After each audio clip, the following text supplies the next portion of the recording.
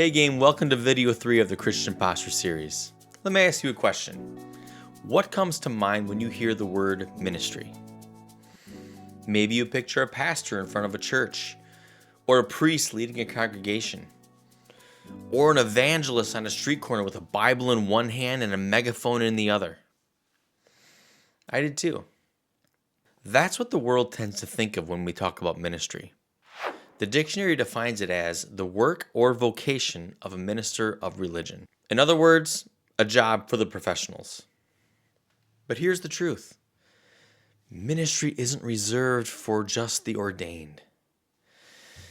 If you're a follower of Christ, you have a ministry. Ministry is a noun, sure, but it's also a verb. Every single one of us is called to the verb form, to minister. That doesn't require a degree. It doesn't require a pulpit or a title. It requires a heart to serve God and people.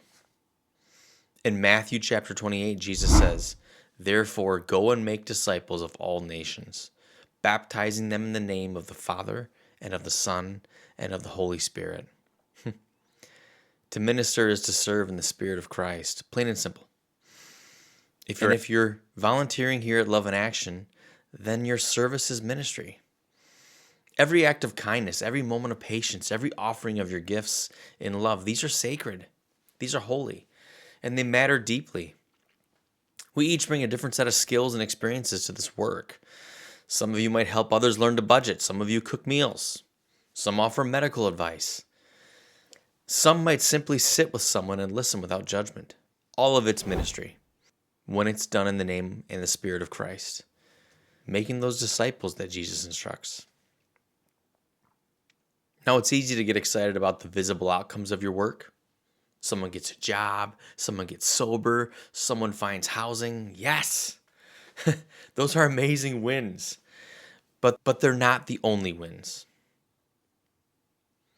I'm going to suggest something that's a little bit bold, but it's true. Someone can get out of debt and grow further from God. Some can eat healthier and still ignore their Creator. We can focus too much on the visible problem, and we miss the opportunity to change a heart. That means we have to think differently about success in ministry. The question isn't just, what did I help them do? The question is, how did I help them? How did I show up? How did I love them? How did I reflect Christ in that moment? How you administer your gifts might matter more for your ministry than what you're sharing. Think about that. Two people can be teaching a budgeting class. One sticks to the spreadsheets, the facts, focuses on the knowledge, maybe the stuff that they had to study really hard for in school to learn. They're using the technical words, the jargon to explain concepts. That's the kind of stuff the world likes to play in. But the other person, while also skilled, while also knowledgeable, adds compassion, encouragement, hope. Both taught budgeting, but only one ministered. Ministry is less about information and more about transformation. And transformation starts with love. If problems were all about understanding the facts, then life would be a whole lot easier, wouldn't it? Spend less than you make. Eat less calories. Work out every day. It would be easy if it was just about the facts. Let's go back to that fruit of the Spirit from earlier. That love, joy, peace, patience, kindness, goodness, faithfulness, gentleness, and self-control. That's how we share. That's how we minister. It's the deeper intent that exists within our words, information, and ideas that we're trying to put across. And notice it doesn't say share with perfection, because perfection, that's not relatable. If we act like we have it all together, and we always did, that's not going to be relatable.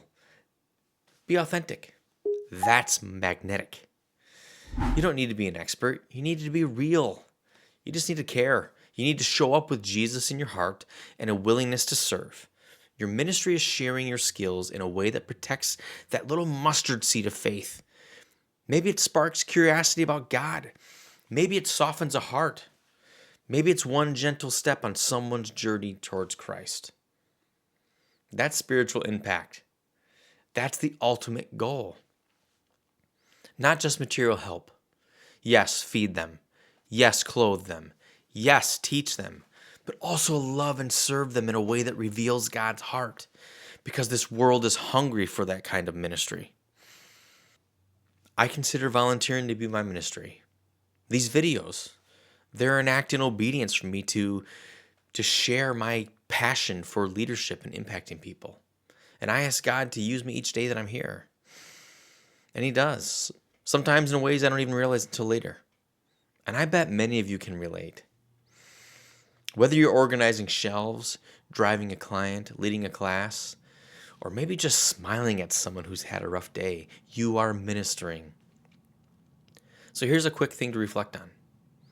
What is one skill or passion that you have that you hope to use to help others, either here at Love in Action or beyond?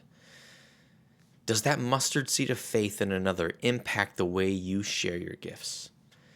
Does considering that mustard seed impact how you share that gift?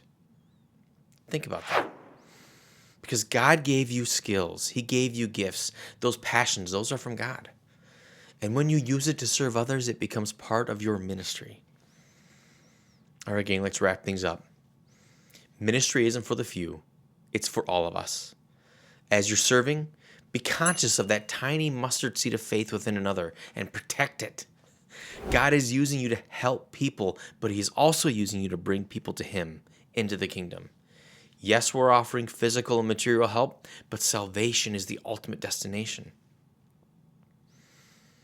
So far, we've been focusing on who we are and how we show up spiritually. But to serve well, we also need to understand what others are going through, especially when they're in a time of need or even in crisis. Next, we're going to talk about stress, specifically how trauma and crisis affect people we serve and how we can respond wisely and with compassion. Well, gang, thank you for spending this time reflecting with me. Together, we will move forward in humble and Christ-centered leadership. Bye for now.